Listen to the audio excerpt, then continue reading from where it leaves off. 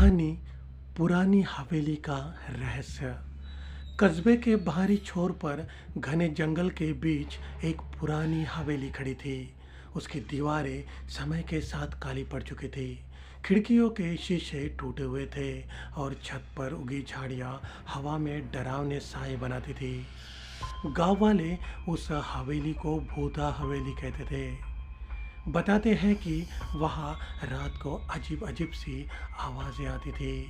कभी किसी के रोने की, कभी चीखने की और कभी हंसने की। कोई नहीं जानता था कि यह सच था या सिर्फ अफवाह। लेकिन पिछले 50 साल में वहाँ कोई रहने नहीं आया था। एक दिन शहर से एक छोटा सा परिवार उस हवेली में रहने आया। अजय, उसकी पत्नी नेहा और उसका 7 साल का बेटा रवि। अजय को नौकरी के सिलसिले में कस्बे में आना पड़ा था और यह हवेली किराए पर सस्ती मिली थी। गांव वालों ने उन्हें चेतावनी दी, लेकिन अजय और नेहा जो आधुनिक सोच के थे, इन बातों को अंधविश्वास मानकर हंस दिए।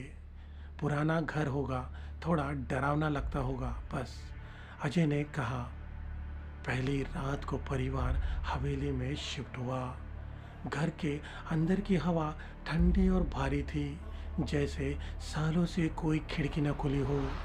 रवि को घर का कोना कोना देखने की उत्सुकता थी। वह इधर उधर दौड़ने लगा, लेकिन नेहा ने उसे जल्दी बिस्तर पर भेज दिया।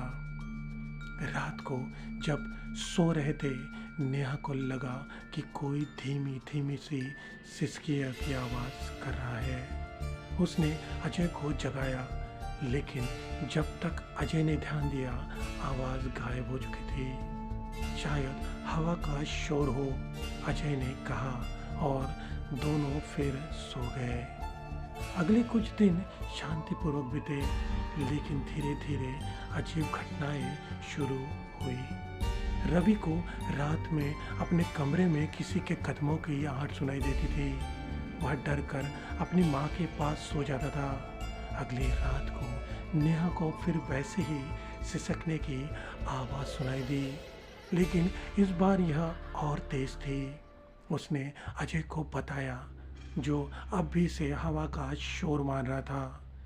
लेकिन रवि ने जोर देकर कहा, पापा, मैंने अपने कमरे में किसी को चलते देखा।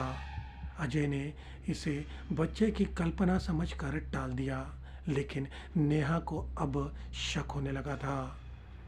एक हफ्ते बाद रवि की नींद रात को अचानक टूटी। वह चीखते हुए नेहा के पास भागा। मम्मी, वहाँ कोई था। एक औरत थी सफ़ेद साड़ी में, और उसका चेहरा।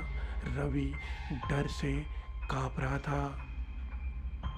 नेहा ने उसे शांत किया, लेकिन उसकी आंखों में डर साफ दिख रहा था।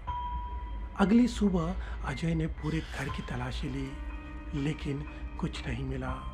उसने इसे बच्चों की कल्पना और डरावनी कहानियों का हिस्सा मान लिया। लेकिन अगले कुछ दिनों में घटनाएं और डरावनी होती गई। नेहा को रसोई में बर्तनों के हिलने की आवाज़ सुनाई दी। अजय को अब विश्वास होने लगा कि कुछ तो गड़बड़ है। वह रात को उठा और खिड़की के पास खड़ा। उसे एक धुंधली सी आकृति दिखी, जो पलटते ही गायब हो गई। उसने नेहा को बताया, लेकिन वह डर के मारे चुप रही। दूसरे दिन रात को एक अजीब घटना घटी। मध्य रात्रि अजय की आंख खुली तो उसने देखा रवि बेड से 2 फीट ऊंचाई पर सो रहा है, मानो कोई उसे गोद में उठाए है। बच्चे को ऐसी हालत में देख अजय बहुत डर गया। नेहा ने भी यह दृश्य देखा। सुबह होते ही अजय ने अपना सामान पैक कर घर छोड़ दिया। लेकिन आज भी यह रहस्य बना है कि उस हवेली में ऐसा क्या है जो किसी को चैन से रहने नहीं देता। तो दोस्तों, यही थी आज की हॉरर कहानी। कहानी अच्छी लगी हो तो मेरे चैनल को सब्सक्राइब करना ना भूलें, ताकि आने वाली वीडियो में आप तक पहुंचा सकूं। मिलता हूँ जल्दी नए हॉरर स्टोरी के साथ। तब तक रखिए अपना ख्याल। नमस्कार।